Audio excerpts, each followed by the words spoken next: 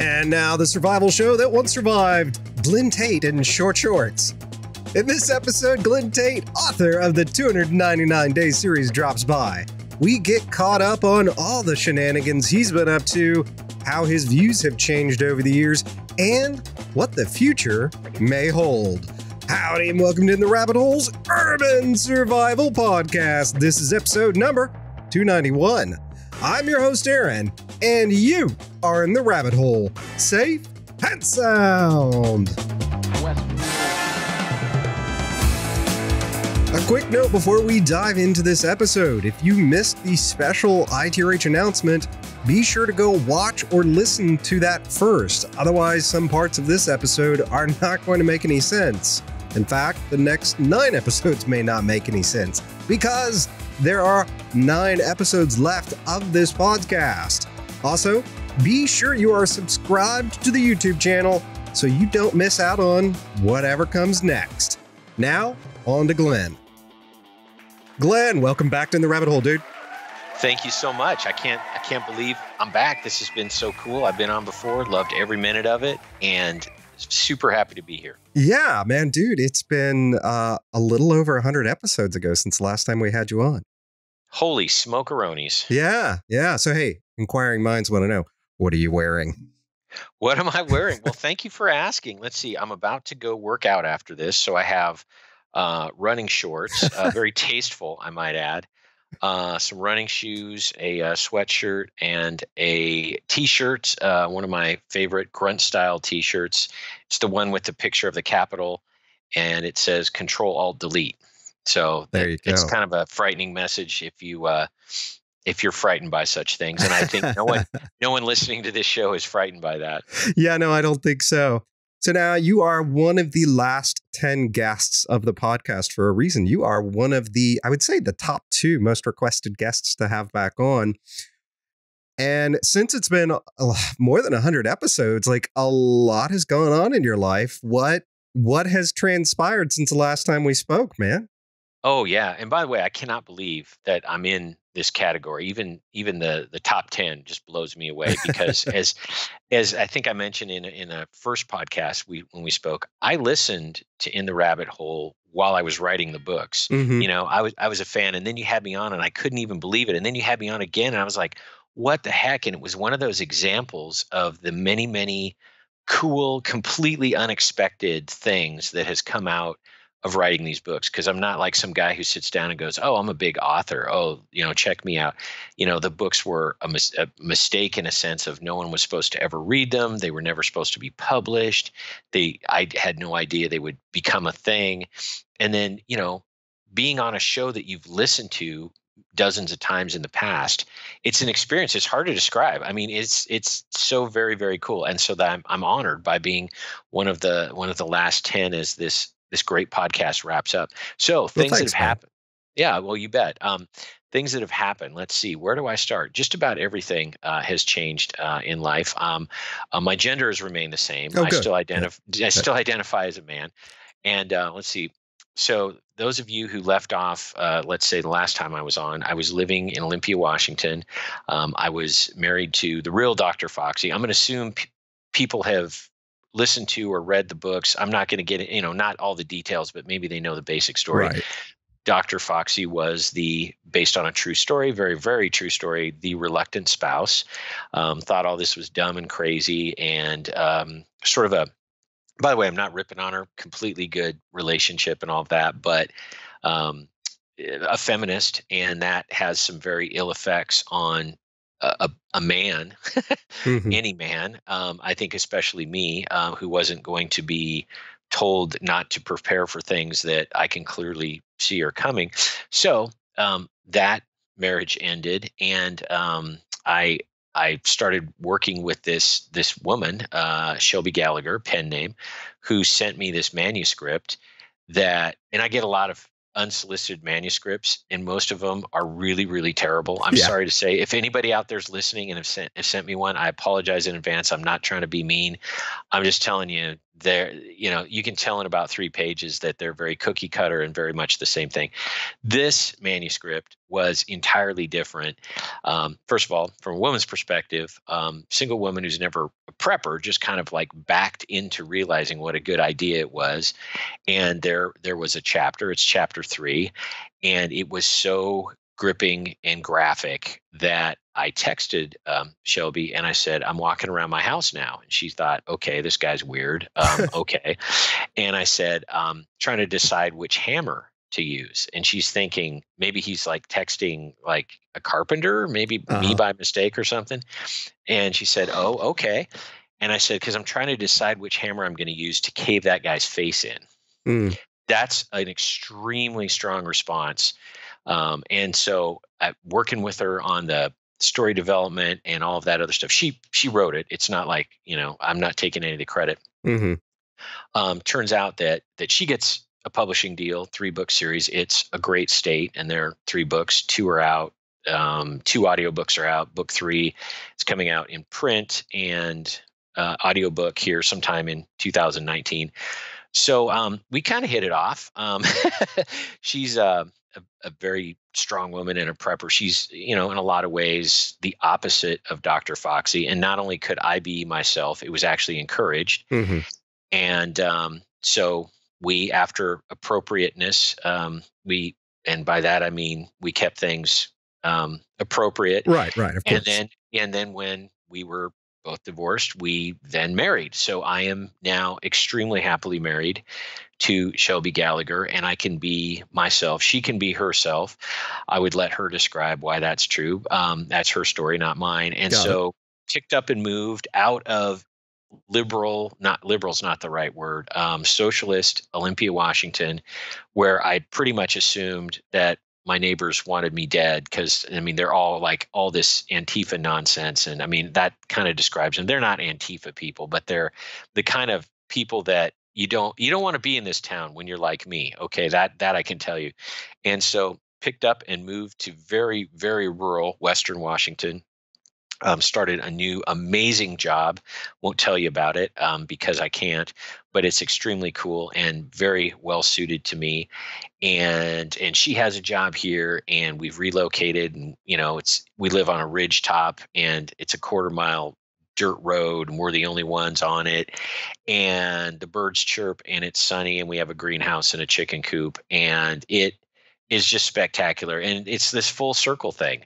When I started listening to your shows, let alone the first time I was on your show, life was just radically different. And now life is a lot better. And I think for very solid reasons, like solid, wife and situation and all of these other things. Being able to be yourself, that's the freedom that a lot of us seek. Mm-hmm. And that all has happened. So I think that in the rabbit hole, the milestones, there's listening to it, in the early 20 teens, whatever we're going to call this decade. I don't know, 2011, 2012, that time frame. Being on the show a second time, and now being on the show now to sort of be able to tell people that there's been so much good change and good, wholesome, sort of self-reliant, real change. And it's great. So I can't tell you how good it is now. And thanks. A lot of encouragement from your listeners and things like that along the way. People will mention to me that they listen to In the Rabbit Hole. Funny story, quick story. Bobby, the real Bobby on the team. They're all real dudes, and he's a real dude. As about 2 years ago, he sends me a text and he goes, "Dude, In the Rabbit Hole, do you listen to that? That podcast is awesome. You would love it." And I said, bro, I know that sometimes you're not connected with my life, but I've been on it a couple times. Yes, I'm familiar with it. It was funny. So that was cool. But yeah, so that's what's been going on. Well, man, that's awesome. And that's a lot of goodness. That's a lot of great things happening. And I'm so glad to hear that. It's cool. And I'm glad to hear that y'all are now starting or have already started, I should say, your own podcast, which is great because that's one of the big questions I keep getting from people is, what am I going to listen to now? And so that's one of the things I wanted to do was bring on other great thinkers and minds in the space and say, hey, there's other things that are out there. Other people are doing cool new stuff in whole new different ways than the rabbit hole. So tell us about that for a second. Why a podcast? Didn't y'all have enough to do? Yeah, it's so true. I asked myself the same question. The name of the podcast is Prepping 2.0. And Uh-huh. as you can tell from the name, this is for kind of that intermediate level. Not that we're excluding newbies by any means, but Right. it's really geared. The information and the topics are geared at that next level. And as we describe it, and I do it with Shelby, we have 20 episodes out now, and we're on a bunch of terrestrial radio stations, which surprised me, probably even some more as things go on.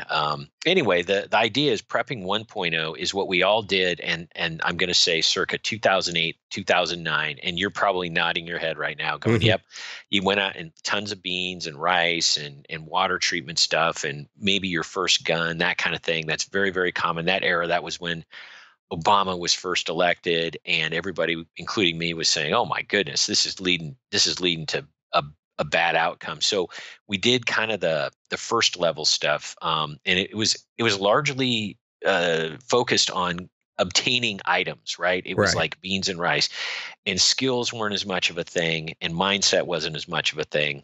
And so we all did it, and that's cool.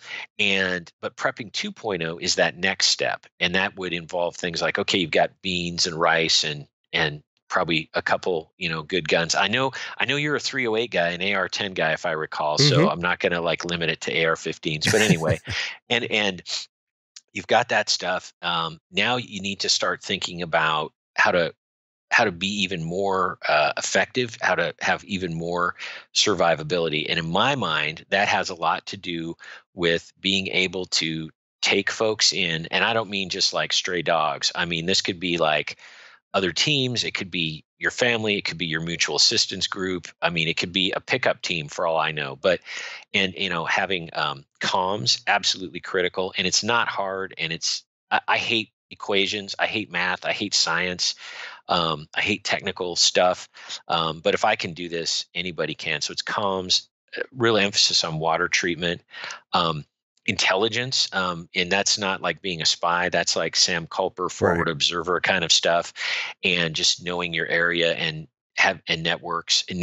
Obviously, that's huge. And the last item I was put on this list, everyone thinks it's unobtainable, but it's actually more obtainable than you think, and that is night vision. Because I've used night vision and thought to myself, holy smokes, what an absolute unfair cheating advantage this is. Yes, please, I want to have that advantage. Exactly. So it's that next level, and it's understanding that you're going to have people joining you, and you've got to have space, and you've got to have just a setup. You have to become a small little community. I don't mean 100 people. I mean like 5 or 6. And so that's 2.0. And it's a lot of it's mindset. A lot of it's going from I'm going to cook my beans and rice to how am I going to feed a bunch of other people, and how are they going to work here in my case in my rural homestead? How am I going to manage these things? And so, if this were a business, and I do view prepping, there are a lot of analogies to business. I don't mean making money, but as far as like treating it like a job, planning, efficient use of your capital. Am I going to spend it on a $3,000 AR-15, or am I going to, spend it other good ways, like, I don't know, enough water treatment to like, take care of the water needs of 1 million people for $3,000 or whatever it is.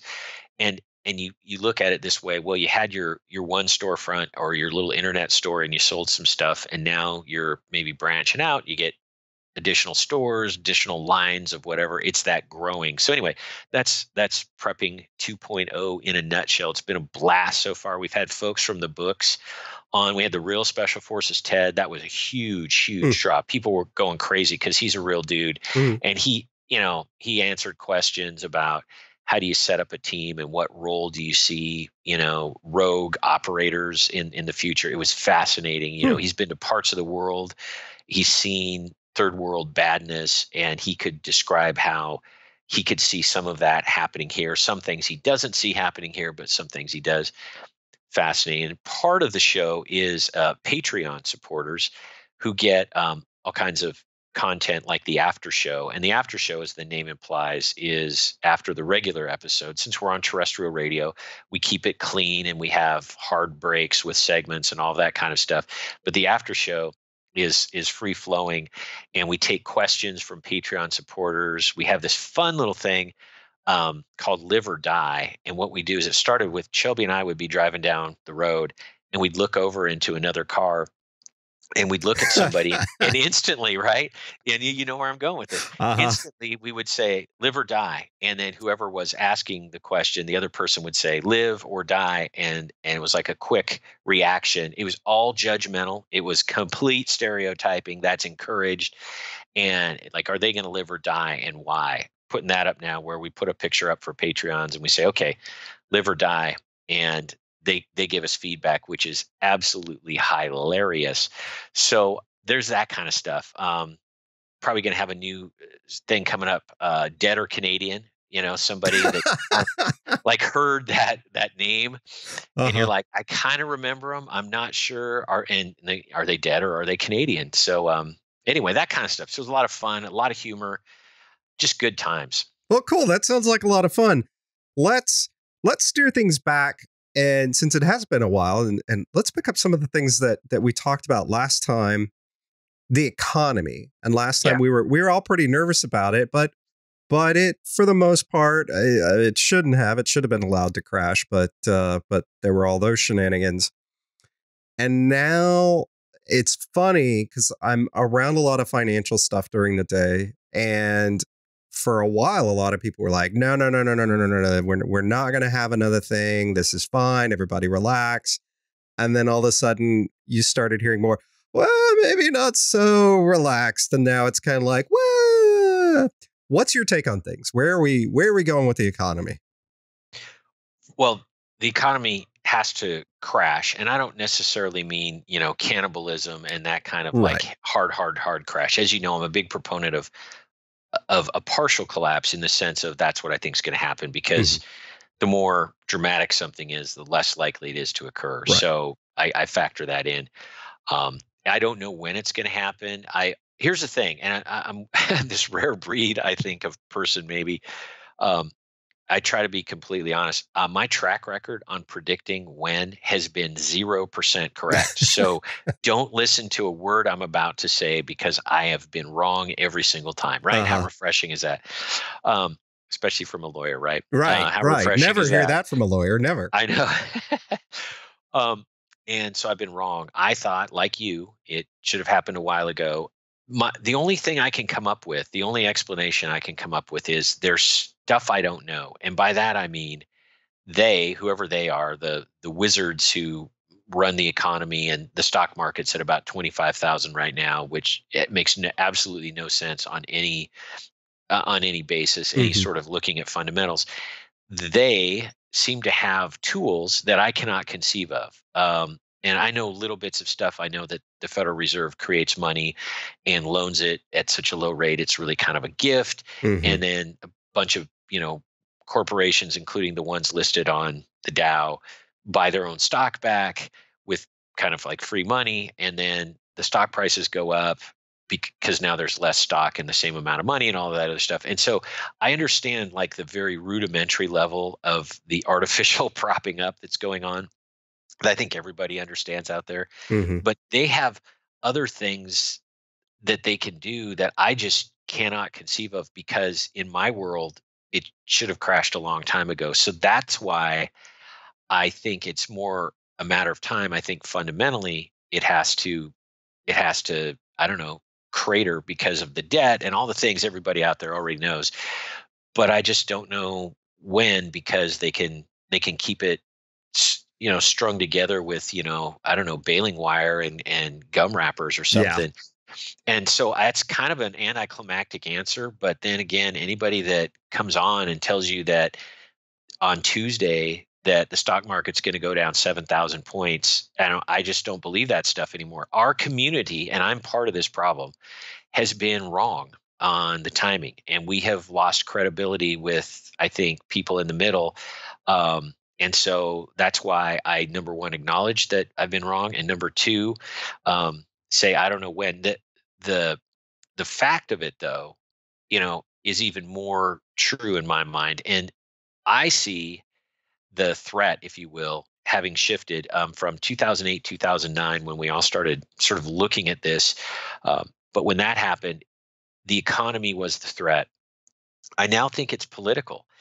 And I think that in all the stuff people have seen out there, the nastiness, the divide, the I'm really concerned if the left wins on a national level in 2020. And I don't know if it's going to happen or not. I really don't sort of care, because if it's not 2020, it's going to be 2024.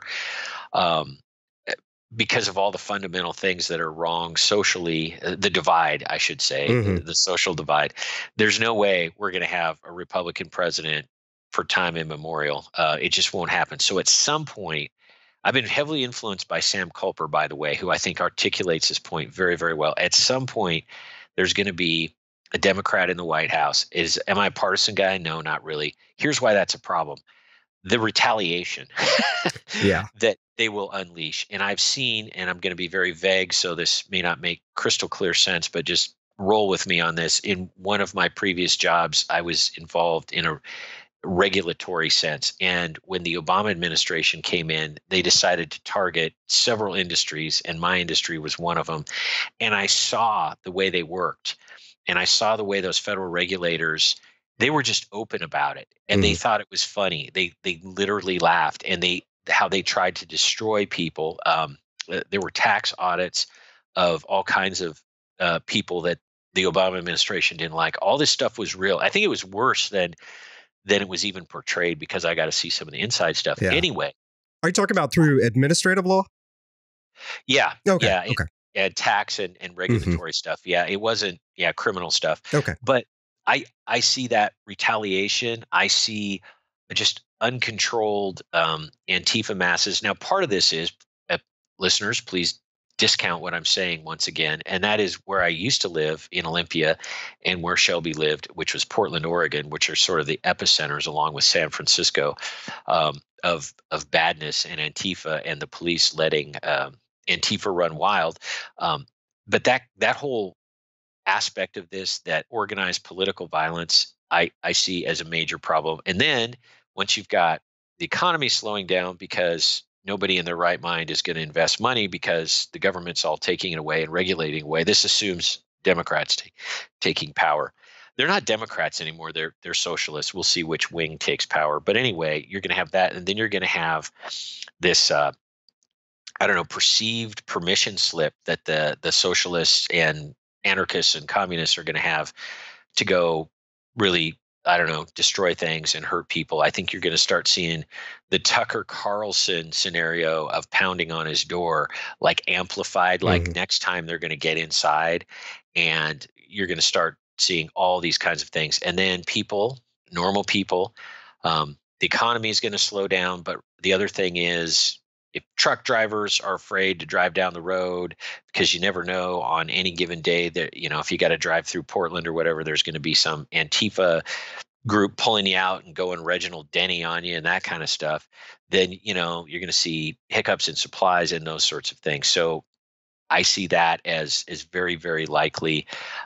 If there's a surprise political event, an attempt to impeach or something like that, a gun confiscation, at least in limited areas. I never think we're going to wake up one day and the feds are going to try to take every gun in America, because they can't.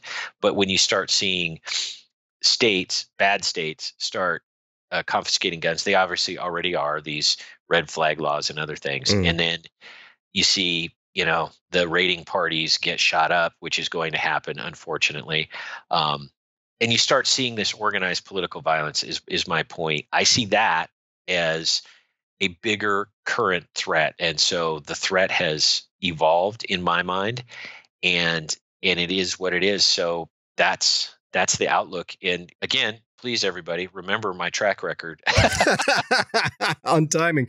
Yeah, no, and I think for me, I see it in a similar way. I'm definitely nonpartisan. I mean, I would vote for John McAfee just to watch it all burn.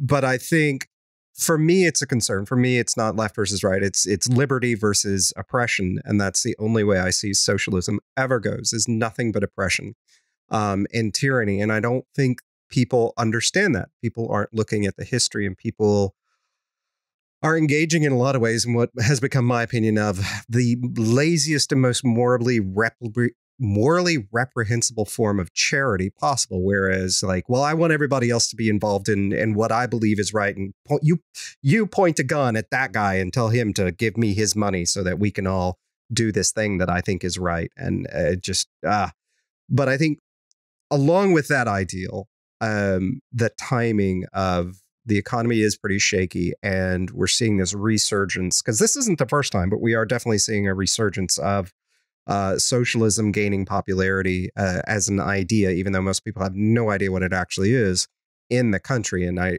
worry for that conversion of ideal and ignorance, and then something happening to the economy, because that is when people would beg for it. That's when people would beg for, because they've become so dependent on the government that, oh, well, the government solves all my problems. So, I'm out of work. The government should do something about it.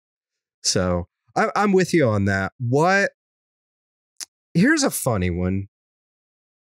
Or actually, I'll come back to that in a second, because what I do want to get to, since we've been talking about this, as far as the book goes, fast crash versus slow crash. Are you still on the fast crash divide of which way things will go sideways when they inevitably do? Yes and no. Okay. I am a lawyer, so that's how I often answer questions, much to the annoyance of everyone around me. Uh-huh. I will say this: the book I foresaw as it had a slow build up and then a relatively quick crash. I no longer think that is precisely true. By the way, part of that was, when you're writing a book, you kind of have to get to the point. And if it was like 700 pages of yes, things got slightly worse today, and today they got even slightly worser. Mm-hmm. So there's that. But that being said, I did foresee a quicker, and it was the May Day dump, and it was basically when a bunch of treasuries get sold off. I don't see it as being that quick now. I see it as the economy is, in my mind, currently secondarily the problem. But you're very right. When the economy goes, way, way down, that's when the politics get meaner, because now all of a sudden people need stuff, and they've been taught, and public schools and all, reinforced on TV. I'm just kidding. No one watches TV anymore. I mean popular culture, but and so that's how economy affects it. But now I really think it's the political stuff, and it's the meanness, everything I mentioned earlier. So basically the same thing as in the book: slow build up and then a collapse. But I don't think that collapse will happen as lightning fast as it did pretty much on one day, as I describe in the books. Mm-hmm. Okay. I think maybe you've noticed this. I've noticed it a lot lately. Some through comments of people think, usually I get, why do you have Republican politics in it? I'm like, if you think I'm a Republican, you've been listening to the show for all of a hot second. But I think it was funny when Trump got into office, I said to a bunch of people, you're going to see a whole bunch of people from the left surge into prepping. All of a sudden, all the people that thought, oh, that prepping stuff, those people are crazy loons, are now going to become preppers. And it was happened slower than I thought, but I've definitely seen it happen, and mostly through comments of people who don't understand where I actually sit on things. But it's been interesting. Have you experienced that? Because I think in a lot of the ways for the left, it was like a lot of the people, because I was in prep long before the Obama stuff, and I was new enough that still appreciated everybody freaking out about things. But I think in a lot of ways, we're starting to see the polar opposite of that now, with people freaked out about Trump. Have you experienced that, with all of a sudden, like, you have a whole bunch of people from the left coming in and going, I'm a prepper now, and what is all this right wing stuff? No, I haven't had people haven't come to me, or I haven't heard them, but I have observed things that completely verify what you're talking about. And a couple things. I'm a big fan of anecdotal evidence, because nobody has this magic, data set about what everybody's thinking. Well, I guess maybe the NSA doesn't. Yeah. But anecdotal things that lead me to the same conclusion you've come to. I spent a lot of time in gun stores, and I see who's coming into gun stores now, Mhm. and it's not who used to come in. Now, a lot of folks are still, traditional folks, but I'm seeing a healthy minority of people coming into gun stores that don't look like, you know, what you'd expect. I was doing a book signing actually in a Portland gun store with Shelby a couple months ago, and it was full of it. If I can judge by appearances, oh, that's right, and I can, because I will anyway. I don't have to be right for this initial conclusion. I'm not like sentencing someone to life in prison based Right. on a first impression, so I can do that. But anyway, um, I can be initial and stereotype. These were very, very, progressive. I mean, they weren't even like hipster. They were like typical Portland off the charts lefties. Another anecdotal thing that came to me was one of the great Patreon supporters of the show was at the book signing, and he has to do with some Hollywood stuff, and he said he was on the set of something that was being filmed in Portland the election night when Trump was elected, and he said about 20, 30 Hollywood people. They weren't A-listers, but they were still like names you would recognize. Mhm. Um, were absolutely apoplectic. They were freaking out, and they were talking about, well, now I need to go buy guns. Now I don't know if they're going to follow up on it, because if they Right. live in California, they can't. So I'm not saying that all of a sudden the left wing militia was formed that night, but there was plenty Yeah.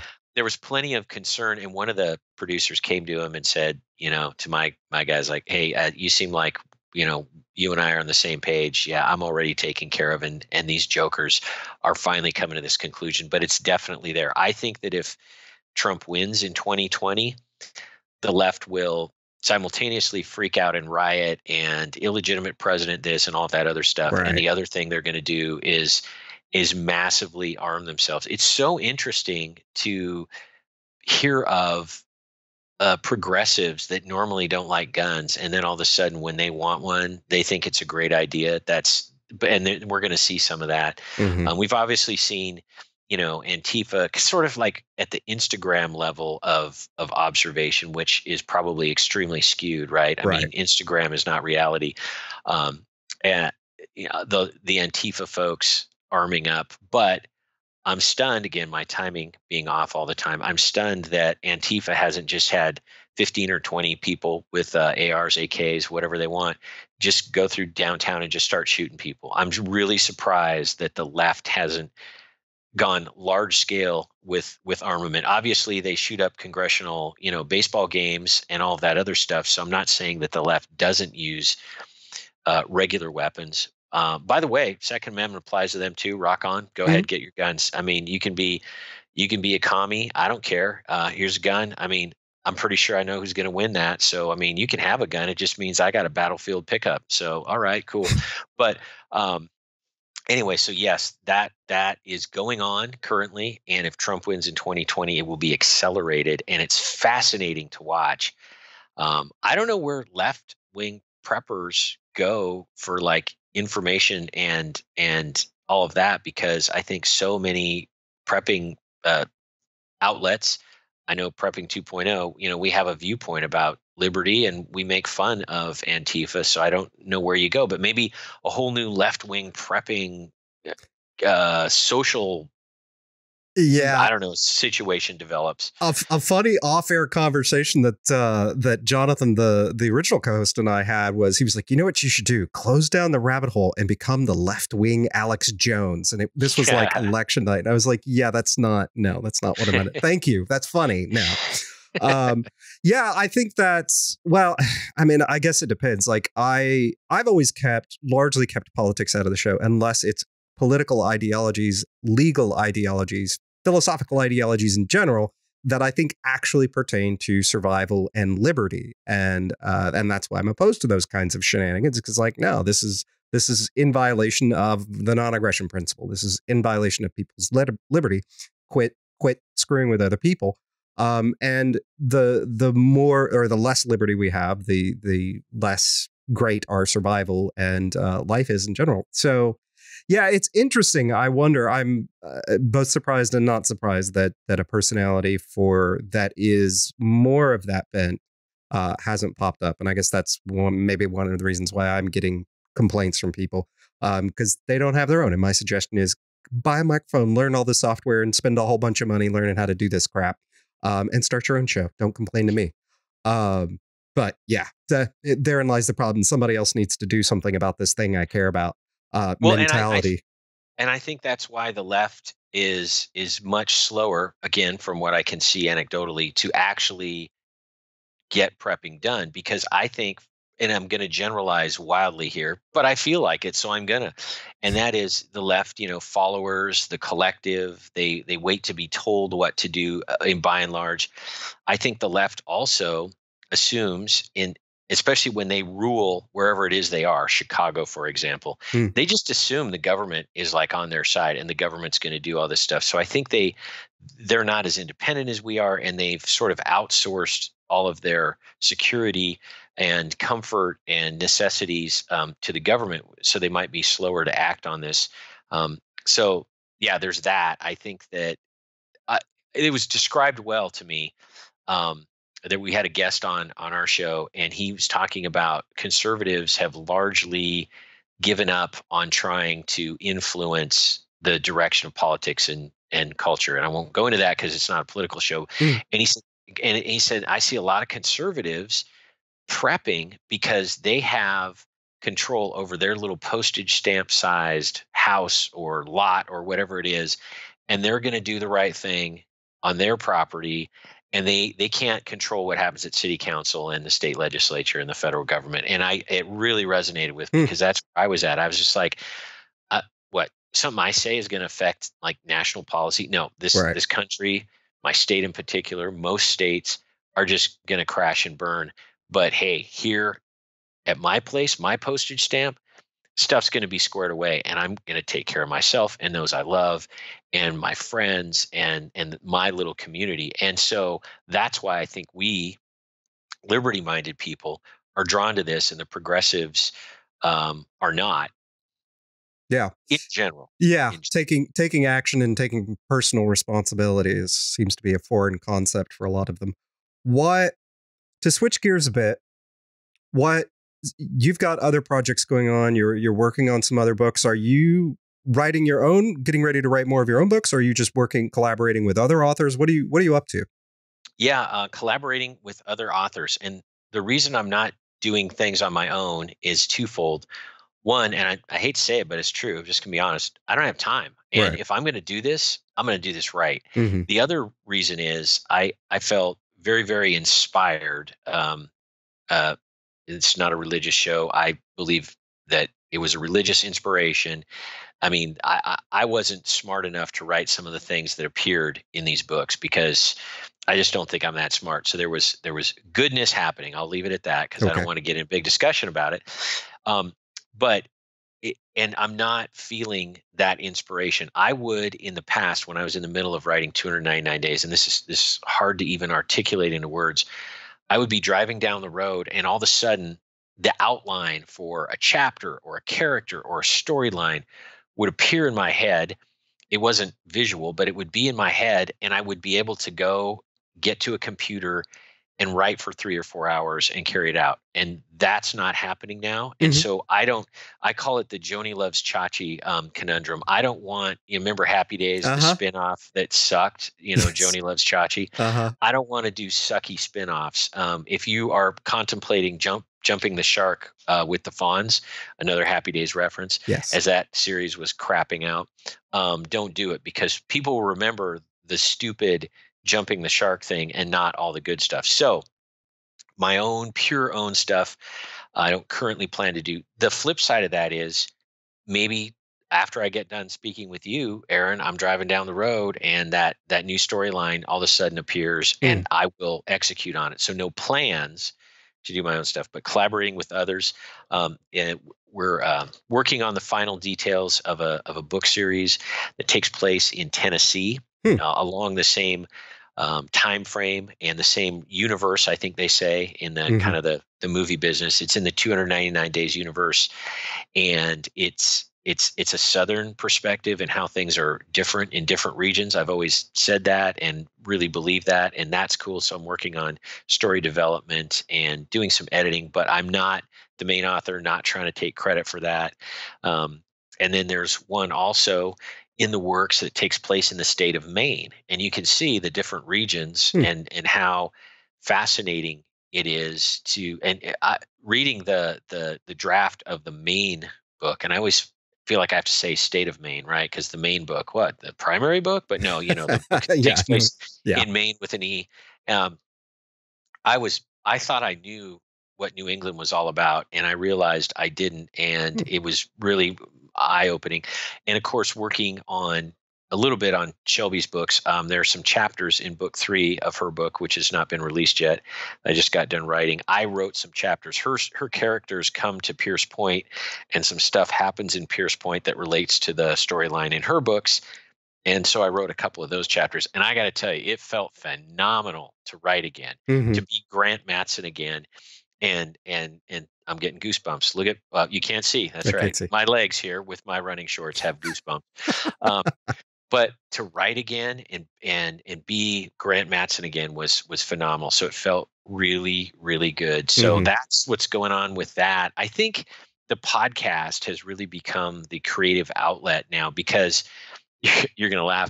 I can just say stuff and I don't have to write it and edit it and then have it narrated into an audiobook, right? I can Uh-huh. just say stuff that's on my mind. And so that's been good. So yeah, amazing. I continue to be amazed. 299 days continues to sell very well. There are a lot of people out there that haven't read it that are reading it, people rereading it. And I find that to be amazing. I get quite a few emails and I love them where people say, "Oh my goodness, when did you write this stuff?" Not like I'm Nostradamus. I'm not saying that, but I mean the general outlines of Hmm. things. In the 299 Days series, there's the Red Brigades. I called them. I just kind of making that up. I mean, I didn't really know what I was talking about, and it turns out they they describe Antifa pretty well and how that all builds up. So I think 299 Days is still relevant. I hope so. I'm stunned, by the way. Again, never thought anyone would read this, Hmm. so I don't mean that with arrogance that it's still relevant. I just think it's kind of cool that it is. Um, and so why would I mess that up by jumping the shark and Joni Love and Chachi and all that other stuff? Yeah. No, that makes perfect sense, and I'm glad to hear that. I think too many authors. I mean, fortunately, you also have a day job, but too many authors that make their full-time living writing fiction just churn the butter, and after a while, you're kind of like, you should have stopped like a few books ago. So that's good, and you have other creative outlets, like you get to work with your wife Shelby on her books and these other books, and as you said, the creative outlet of the podcast. Speaking of which, tell us one more time, what is the name of that podcast? Because even I, as soon as we're done with the rabbit hole, I finally get to start reading books again for just for fun and listening to other people's shows, which I've not been able to do for a few years now.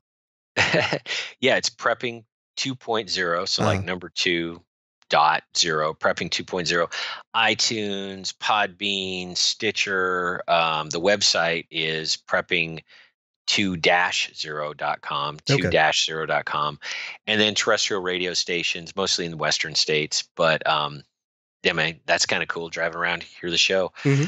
We're also on Contra Radio Network, so you can find us there. All kinds of places. I think iTunes is kind of the easiest place to be. Oh, we're on Facebook. Prepping 2.0 Hmm. has the video, but it's really just the audio of the shows. Hmm. That's a great way to listen. Tons of ways to listen. Very cool, man. So what was the website address one more time? Prepping 2-0.com. And they can That'll find Prepping all that. 2.0 Yeah. all over the Prepper podcast app world, I'm sure, including iTunes. That's awesome. Well, dude, it was so much fun to have you on again after all this time. We haven't gotten a chance to chat in quite a while, so this was fun to catch up and fun to have you on after all these and have you as part of the finale of the rabbit hole. Well, thank you so much. Honestly, it's an honor. It really, really is. And when you emailed me about this, I thought, oh man, that's going to be fun. So I don't know. Everyone think about their good in the rabbit hole memories. And it's been a service that you've provided, you and others. You've had help, but I mean Mhm. mainly you. And so thank you, because you've entertained me and informed me for dozens and dozens of hours, and I know how much work it takes Uh-huh. to put a podcast together. So thank you. Thanks, You've man. raised the bar, and improved people's prepping lives, and also just entertainment and intellectual thoughts, and that's important stuff. So I think, when I don't know if there's ever going to be a history of prepping podcasts, but if there's ever a mention of it or something, you know, in the rabbit hole is definitely going to get a paragraph, not a footnote. I hope so. I hope so. Well, dude, thanks for the good words. And as always, lots of fun to chat with you. And maybe we'll run into each other in the real world or something one day soon. You bet. That'd be great. Thanks, man. Thank you. Show notes, resources, and links from this episode can be found by going to intherabbithole.com/E291. Or if you're watching this on YouTube, just look in the description section below this video. And speaking of YouTube, if you're watching this on YouTube, be sure to do all that YouTube stuff. Throw us a like, subscribe, and slap that bell around, because bananas are yellow. With that, we wrap up episode number 291 from the Lone Star State. Till next time, stay safe and sound.